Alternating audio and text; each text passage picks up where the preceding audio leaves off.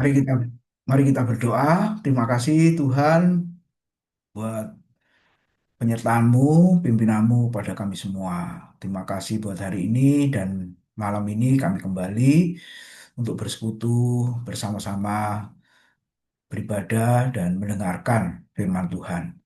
Dan kami rindu firman-Mu bukan hanya kami dengar, tapi firman-Mu terus mengubah hidup kami, mengubahkan hati kami supaya indah di hadapan Tuhan. Tolonglah kami, anak-anakmu yang masih muda ini, kami perlu Roh Kudus yang menguatkan setiap kami, menuntun, memimpin kami. Terima kasih Tuhan, persiapkan kami semua untuk dengar firman-Mu dalam nama Tuhan Yesus. Amin. Ya, selamat malam, saudara-saudara yang dikasihi oleh Tuhan. Materi kita masih lanjutan ya, yaitu tentang pengakuan iman rasuli. Nah, kita masuk di bagian pertama yang terus-menerus ya kita bukan sekedar kita ucapkan, tapi kita yakini, kita percayai. Ya, jadi yang pertama adalah apa yang kau percayai tentang Allah Bapa. Nah, itu ada pertanyaan. Kalau tempat lain sih nggak pakai pertanyaan begitu, ya saudara. Tapi di gereja kita pakai pertanyaan. Nah, jawabannya aku percaya kepada Allah Bapa yang Maha Kuasa, Khalik atau Pencipta langit dan bumi. Ini yang pertama, ya, saudara. Oke, lalu pertanyaan berikutnya, Allah yang bagaimana? Allah yang kita percayai itu adalah Allah yang bagaimana? Tadi sudah dikatakan, Bapa yang Maha Kuasa, kemudian pencipta langit dan bumi. Nah, sebenarnya kalau ditanya siapakah Allah itu? Dia ada dua ayat yang memberi, boleh dikatakan definisi atau Allah itu. Ya, Yohanes 4 ayat 24 mengatakan Allah itu roh. Dan barang siapa menyembah dia, harus menyembahnya dalam roh dan kebenaran. Allah itu roh, menyembah dia harus menyembah dalam roh. Nah, ini menyembah dalam roh itu bukan pakai bahasa roh ya, nggak ada hubungannya.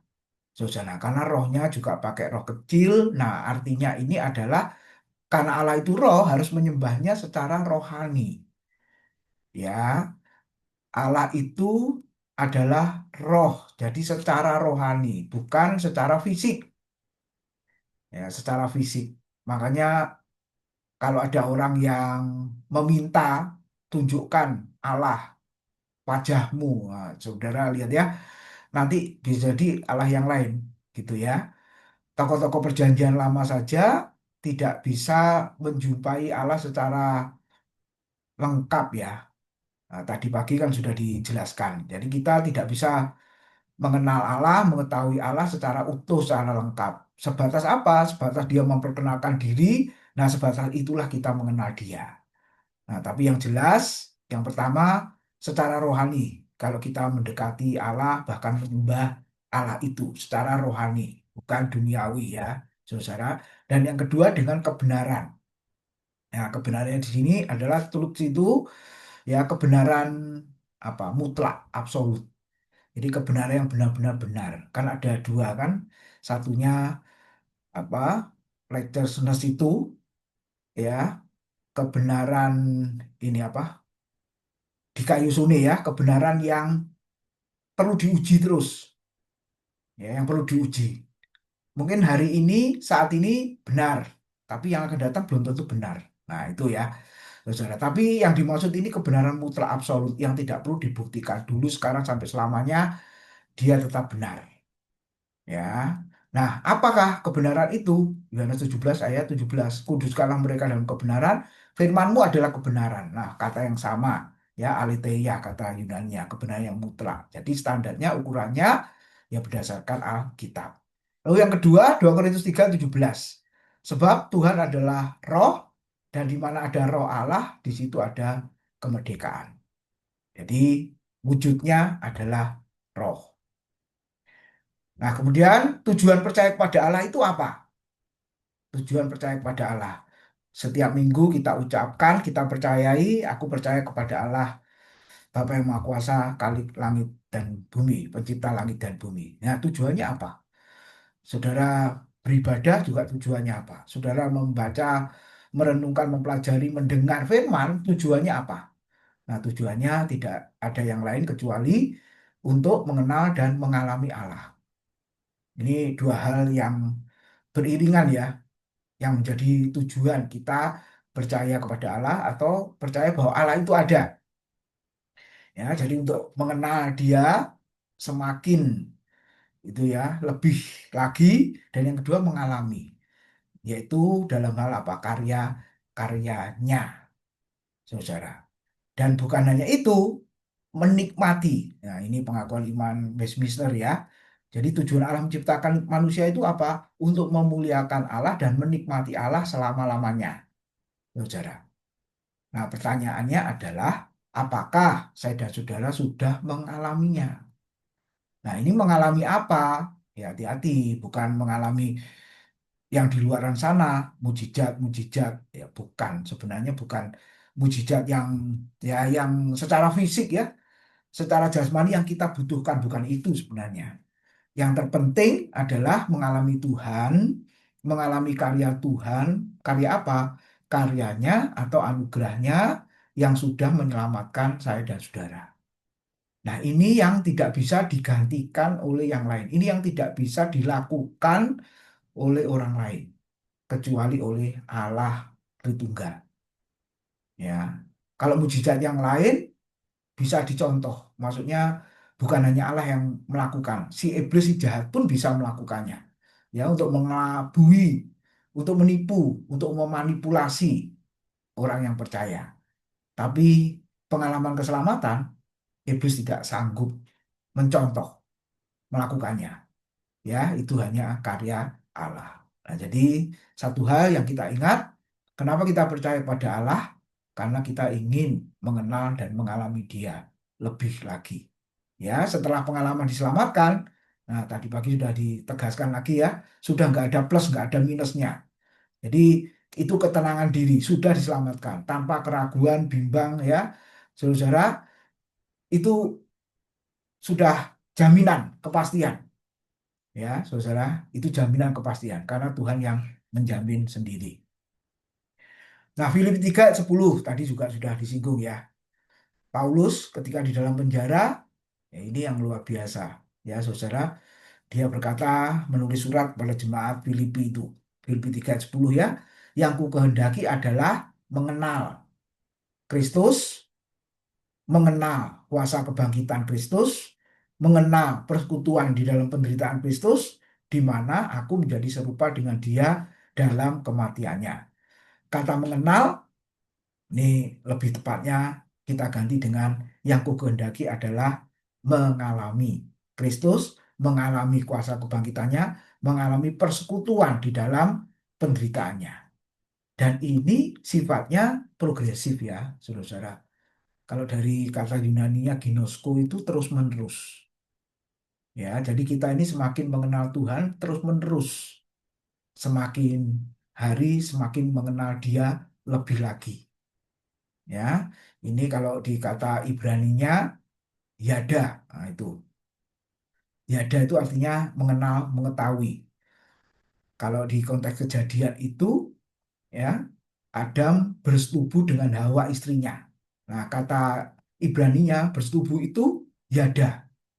Jadi mengenal Tuhan seperti suami mengenal istri, istri mengenal suami. Dan ini perlu apa? Perlu waktu, ya kan? Perlu waktu, ya. Jadi yang sudah menikah dulu waktu kenalan, lalu pacaran, kemudian menikah. Nah, pasti lebih paham, lebih tahu pasangan karena seiring dengan berjalannya waktu. Dan yang kedua apa? Sering berkomunikasi. Nah, ini yang bisa membuat apa? Mengenal, saudara, lebih dalam lagi. Nah, demikian juga orang percaya dengan Tuhan.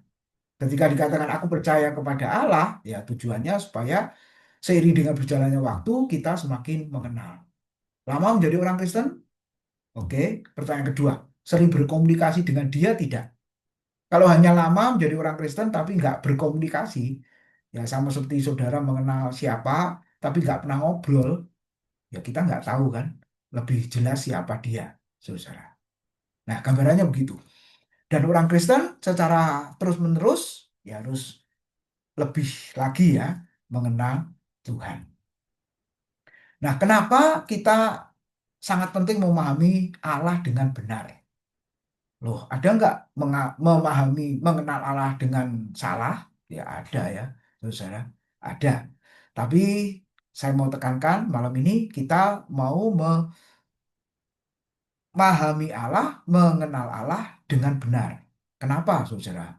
Karena itu berhubungan dengan kehidupan rohani, kehidupan spiritual. Nah, kelas hari Selasa sudah disampaikan Pak Bambang ya, Selasa kemarin berakhir 7 kali pertemuan kalau nggak salah. Ya, saudara, 7 kali pertemuan. Itu bicara tentang kehidupan spiritual. Jadi perhatikan di situ pandangan atau kepercayaan seseorang tentang siapa dan bagaimana Allah itu sangat memengaruhi denyut nadi kehidupan rohaninya. Setuju nggak? Siapa dan bagaimana Allah itu? Nah, seringkali kan orang yang sudah berdosa ini sangat mudah mendeskripsikan Allah menurut pikirannya sendiri, ya toh, menurut apa maunya sendiri, saudara. Tapi Allah kita itu Allah yang bagaimana? Nah, ini penting. Jadi ketika kita memahami Allah dengan benar, maka itu terkait dengan relasi dengan kehidupan rohani kita. Seseorang akan memiliki kehidupan religius yang berkualitas atau tidak sangat dipengaruhi oleh paham teisme, paham tentang Allahnya bagaimana. Dengan demikian, studi tentang Allah merupakan kebutuhan yang krusial, mendesak, penting ya bagi pertumbuhan rohani seseorang. Nah, pola ya dan objek ibadah seseorang juga ditentukan oleh pandangan tentang Allahnya. Bagaimana mereka beribadah dan kepada siapa mereka beribadah tidak bisa dipisahkan dengan keyakinan atau ajaran yang dipegangnya. Jadi, apabila seseorang yang beribadah dengan cara dan sasaran yang tidak benar, bukan formulasinya yang salah, tetapi keyakinan dasarnya yang salah, yang tidak benar. Nanti kita diskusikan lebih jauh ya. Nah, dinamika kehidupan seseorang adalah merupakan cerminan dari doktrin atau paham teologi yang dipegang. Adalah suatu kemunafikan apabila orang berkata bahwa ia percaya kepada Allah yang benar, tetapi gaya hidupnya tidak benar. Nah, ini yang sering kali terjadi ya. Allah itu benar-benar. Allah itu kudus-kudus. Tapi lihat, hidupnya benar enggak? Hidupnya kudus enggak? Gitu, saudara. Hidupnya seperti yang diperintahkan Tuhan atau tidak? Nah, ini jadi masalah besar ya. Pertanyaan besar. Berarti orang tersebut benar-benar memahami Allah yang benar, memahami Allah dengan benar apa tidak, saudara. Nah, itu mempengaruhi kehidupan rohani dan nanti yang kedua mempengaruhi kehidupan praktisnya, saudara. Nah, adalah kefasikan apabila orang berkata bahwa ia percaya kepada Allah yang kudus, tetapi hidupnya senantiasa dikendalikan oleh kedagingan. Hidupnya nggak kudus. Nah, makanya seringkali orang berkata penuh Roh Kudus. Ya, penuh Roh Kudus harus hidup kudus, ya, saudara. Tapi yang terjadi penuh Roh Kudus, tapi hidupnya cemar. Nah, itu ada yang error itu. Ya, berarti dia tidak memahami Allah dengan benar, saudara. Ya, memang pengenalan pada Allah yang alkitabiah tidak menjamin, tidak menjadikan jaminan seseorang memiliki praktek hidup yang alkitabiah. Benar ya?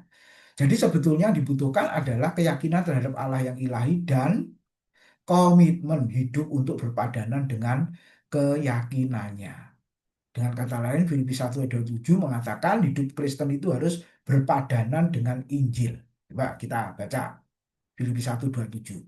Hanya hendaklah hidupmu berpadanan dengan Injil Kristus supaya apabila aku datang aku melihat dan apabila aku tidak datang aku mendengar bahwa kamu teguh berdiri dalam satu roh dan sehati sejiwa berjuang untuk iman yang timbul dari berita Injil. TP1. Terjemahan sederhana ya lebih panjang, lebih dijelaskan, lebih konkret ya. Tetapi apapun yang terjadi pada saya, nah ini Paulus ya, yang terpenting adalah kalian orang Kristen, Filipi, orang Kristen masa kini juga tetap hidup sesuai. Nah, ini arti berpadanan tadi ya.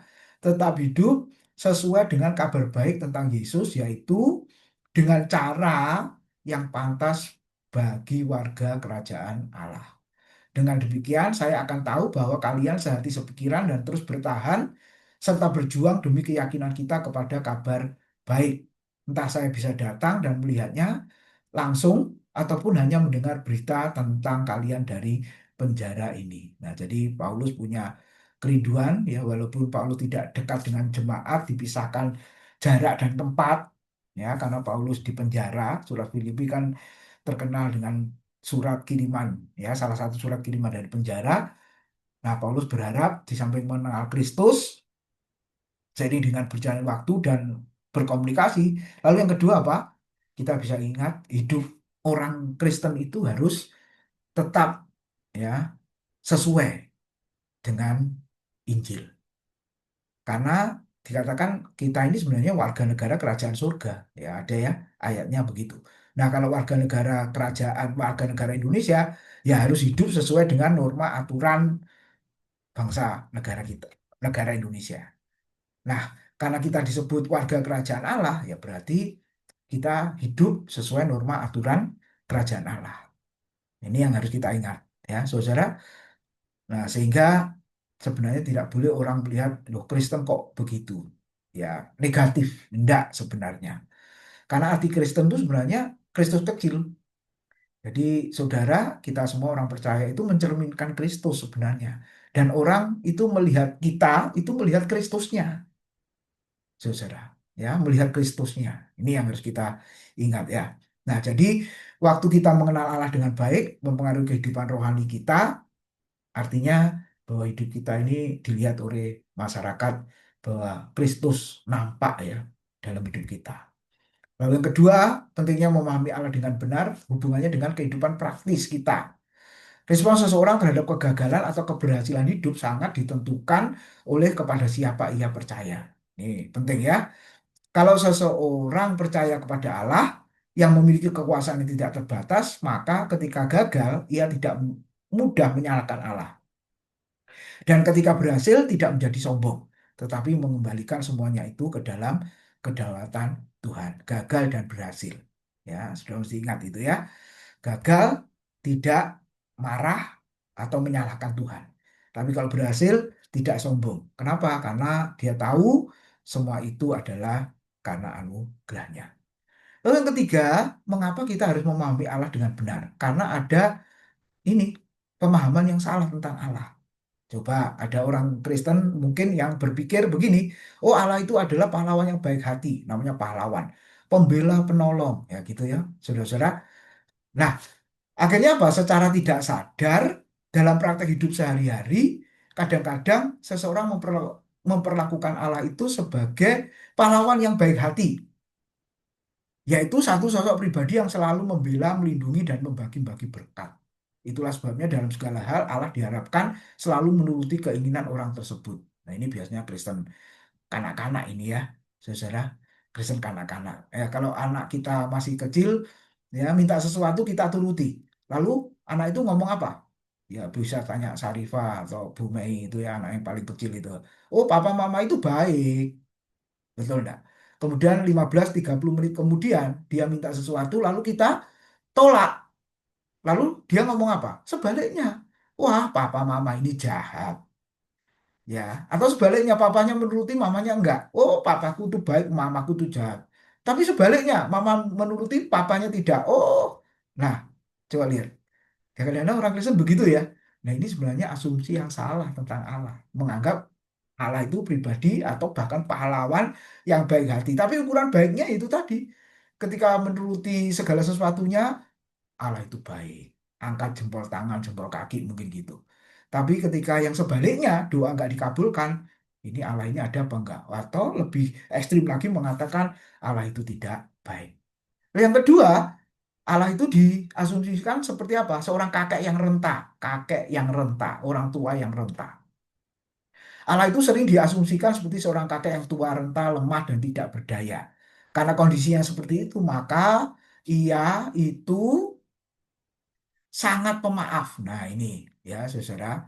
Sehingga apa? Seseorang yang tidak pernah takut berbuat dosa atau kejahatan menganggap bahwa Allah itu begitu pemaaf atau pengampun seperti seorang kakek yang melihat pelanggaran cucunya. Kalau cucunya salah ya kakeknya maklum. Nah, demikian juga ada orang Kristen yang salah memahami Allah begitu ya. Nggak apa-apa kalau aku berbuat salah, berbuat dosa, toh pasti dia mengampuni, bahkan selalu mengampuni dan lupakan yang sudah. Ya besok buat dosa lagi ya Tuhan selalu ampuni.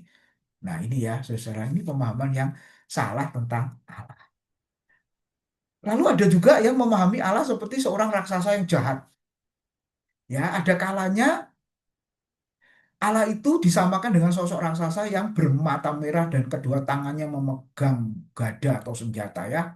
Apabila ia melihat manusia yang melakukan kesalahan, maka ia langsung menjatuhkan gada atau hukuman kepada manusia tersebut. Atau tak ubahnya, Allah itu seperti seorang polisi yang selalu membawa peluit atau surat tilang ya, saudara. Begitu melihat pelanggaran, maka serta-merta meniup peluitnya dan memberikan apa hukuman ya, saudara, tilang. Nah, hal ini membuat manusia begitu ketakutan untuk menghadap Allah setiap saat. Ada yang punya pemahaman Allah begitu, saudara? Ya, ini pemahaman yang salah. Ya, oke, sampai di sini dulu. Tuhan berkati.